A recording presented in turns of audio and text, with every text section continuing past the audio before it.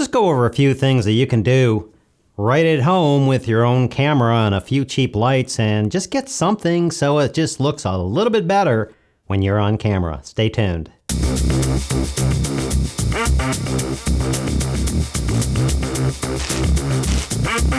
It doesn't take much to add a few touches with some lighting and a few other props and things to get your on-camera videos looking a lot better.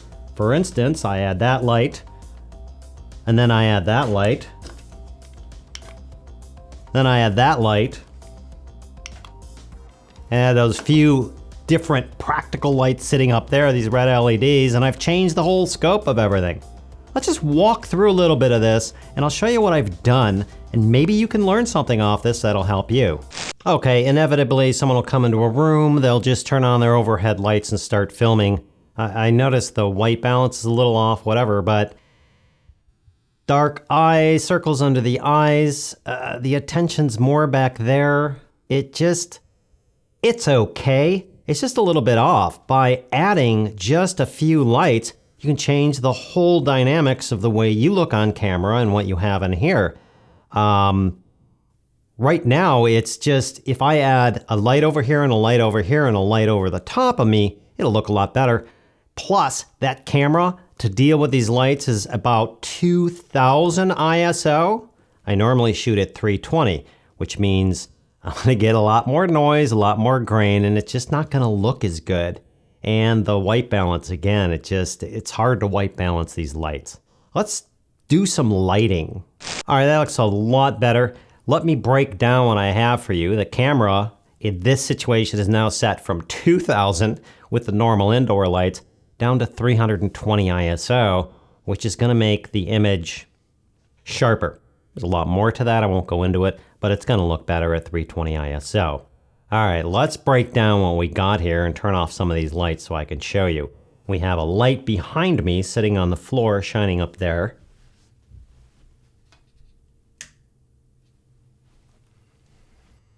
That just adds a little bit behind me. We have some lights up there that see the lights over here? That throw some red on those.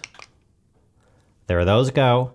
We have the hair light over the top of me, otherwise known as a rim light. Let's turn that off. Now we have the fill light over there, which is just basically filling inside of my face. Then we have the key light over here, which is the main, most powerful light. That's nothing. Let's turn on the key light.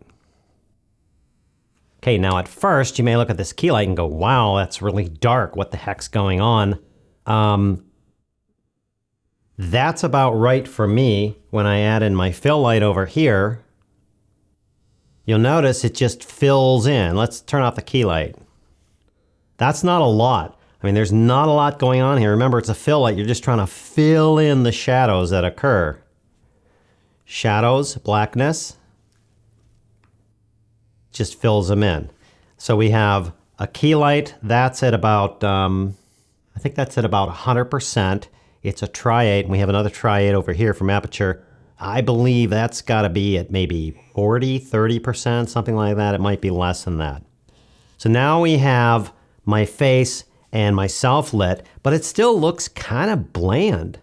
The addition of just a light up there, hair light, otherwise known as a rim light, could do a lot. Let's turn off these other lights and I'll show you what I mean.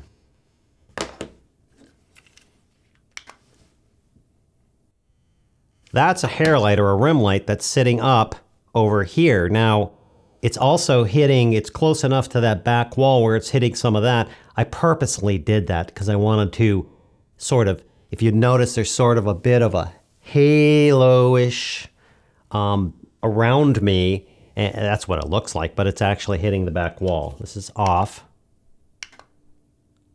There it is on. So when we add our key and our fill, that's what we get. Now we have the talent, me, lit correctly, and some of the back wall. So let's run through this again. Key light. Fill light. Hair light. That's just the fill in the hair. That's the key in the hair. That's just the hair light. This is also great if you if you want to do something like this, that's fine. Let's go through it again. There's just the key. It's a bit dark. There's the fill. And there's the hair light. You can see things already look better, and it also puts the point of interest on me. Now the next thing I'm going to look at is the stuff in back is kind of pushed back and demurred. I want to do something with that. So let's start with this. Up where my hair light is, I went and I added, they're just two $6 Home Depot silver canny things with clamps, and I bought a couple of $10 red LED bulbs. So when you turn that on, you see what happens? Over here, the little red things over there start to light up and give a little bit more of interest. Let's see that. Off. On. You can see a little bit over here that's hitting these lights over here, and then you can see some over here that's just flowing down the back wall. Off. On. Off. On. It just looks better. They could be blue, they could be anything, but that's what I added. Now behind me, just to add a little bit more interest, I'm going to turn on this little light back here. I have this little LED.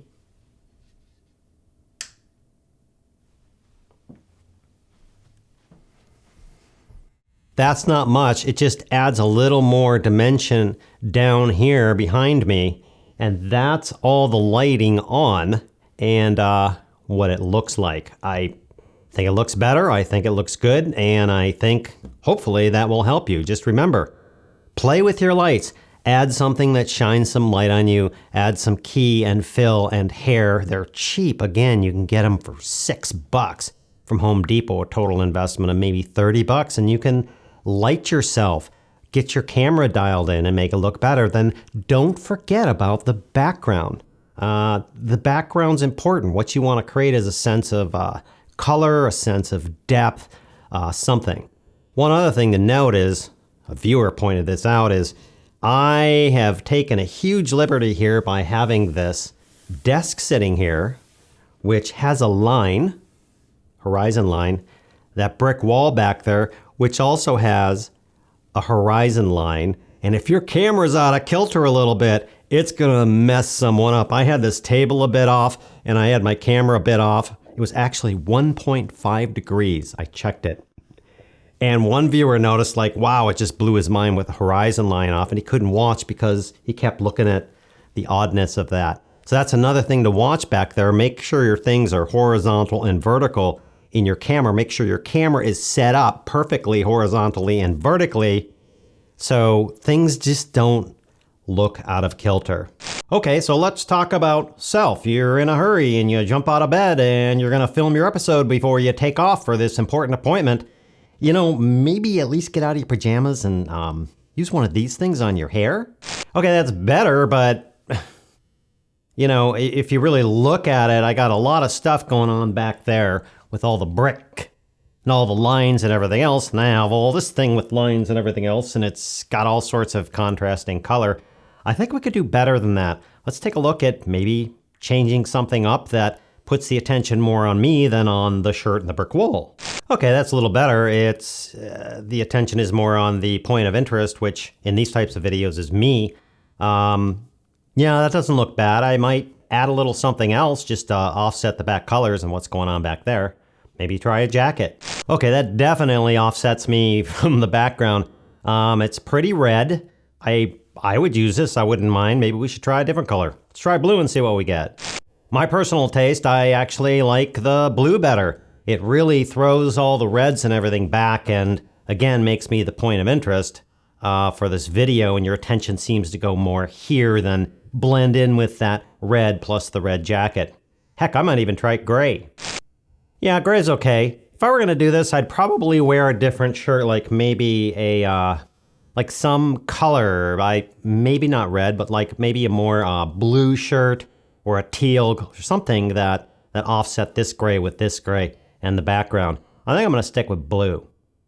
Blue it is. Now, This is all a matter of personal taste. How you feel you look on the camera and your background and everything else really doesn't matter. The thing is what you're trying to do is set up the background so it looks good and so it's pleasing to the eye, but make it so you don't blend into the background. That's why we have this light back here and these lights up here and that hair light up here, and why we're off the wall and why we're trying on different clothes and stuff like that, is to pull you off the background for these types of videos and make you the point of interest.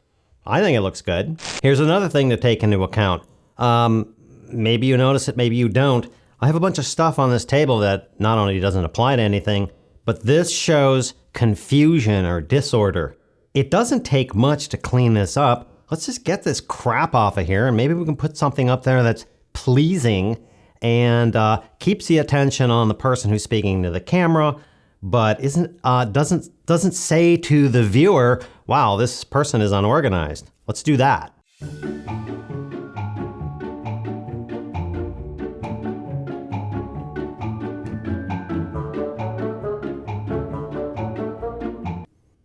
That's better, it looks orderly, but for instance, here's this cup here and that orange is a bit clashy. Probably be better just to take this glass of water that I have, maybe place it right there. The thing about the water is I can drink it in between shots and stuff like that, but it's clear and it reflects light, so it makes it look better.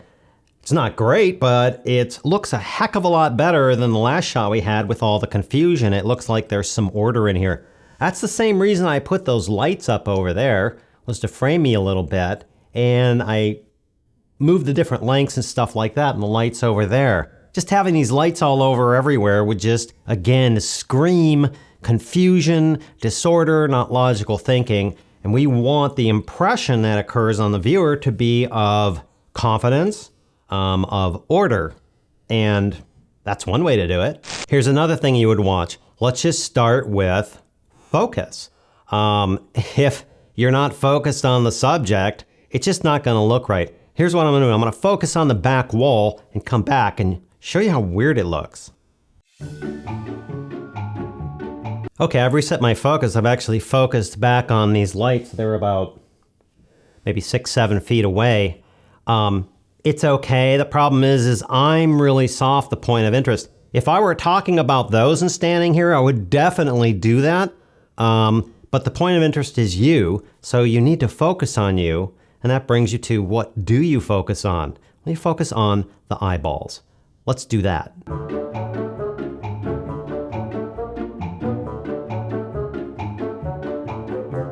Now I know I'm going to stand here right behind this table. I actually have some tape marks put on the floor. I know I'm going to be right here. There's nowhere for me to go. One of the easiest ways to do that, if you don't have a flip-out screen or a monitor or anything else, is get something to stand in for you. Here's a light stand. And I'm going to set that right there, and then I'm going to zoom up and I'm going to focus on this, because I know when I'm standing here, my eyeballs are going to be right there. Let's focus on that. Okay, since I focused on that, which was right here, I now know that I'm in focus, basically around my eyeballs, and I'm done. I don't have to mess with that anymore. That's one way to get focus. Another way, which you can do if your camera has that, is you zoom the camera up, like 5 or 10x, digitally zoom, and you use one of these little clicker things. You put your lens on autofocus, you hit that sucker, and then it should focus on you. Next, let's talk about aperture. Now, there are different aperture settings on a camera. More or less, it's how blurry are things the further back and forward you get, or how in focus they are. A very shallow, they call it depth of field aperture, will give you very little focus this way. A very open aperture or deep aperture will give you lots of focus. If you're shooting outdoors and you're shooting a mountainside, you certainly don't want to have your aperture set to like 1.2 or 1.8, because that's like a razor sharp thin. You're going to open the aperture up. I've purposely set this to 3.2 on this particular camera. It's full frame. It's a 50mm lens. It just seems to work good. I can move a little bit. It doesn't go out of focus. Let's set a very open aperture and let me show you what I mean. Okay, now I have the aperture very wide open. You can see on the lens that the little hole's been closed down to almost a pinhole. Basically everything is in focus. That's okay, you can do that. It's done in broadcast all the time using broadcast cameras. I don't like it. I like more pushing that wall away from me. I like pushing these lights and everything else into the background, and I do that by opening up my aperture. Now I could go completely the other way, and it's going to be hard. By the way, I set the aperture to 11, and of course the shutter speed is still at 50. I had to up my ISO to 3200 to compensate for the closed down aperture. It's now at 11. It's a little pinhole to let more light in. Let's see what it looks like if I go completely the opposite way. Okay, now I've closed my aperture down to 1.4, which is way too shallow. The problem with that is keeping something in focus. Even my eyeballs, if I move forward a little bit, I'm gonna immediately go out of focus. So if I'm talking and I reach over here, or I come over here, or move back a little bit, I'm out of focus, and that's not good. The other thing is, I can't even get my camera's ISO down enough to properly expose this. Right now it's set at 100 ISO, 50 frames per second, 1.4 aperture. It's too shallow. If I had a non-moving object and I just wanted to catch, like if I just wanted to catch something like this and just the buttons and then just really blur everything out, I'd use that. Let's set it back to what I use. I set the aperture to about 3.2, and that's perfect for me. Okay, I have the aperture set back to 3.2, still same shutter speed of 50. The ISO is about 320, which makes this all exposed correctly. Again, it's gonna do this some where it goes out of focus, but not so bad. I have a little bit of leeway here to move around, and everything isn't going in and out of focus on this. I really hope that helped. I hope that enlightened you some on the use of lighting, the use of a little, let's call it set design, just to make the videos that you may do, at least these types of videos, a bit more visually pleasing to the person who's maybe watching, and a bit more engaging.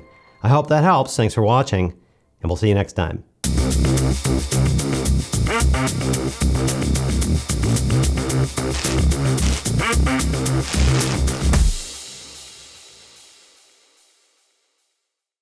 Yeah, a good way to make money on a film set really is just to steal some of the equipment. You can steal cameras and lights and lenses and all sorts of stuff, because they got a ton of stuff. You're doing something with my voice so they don't recognize me, right? I hope so.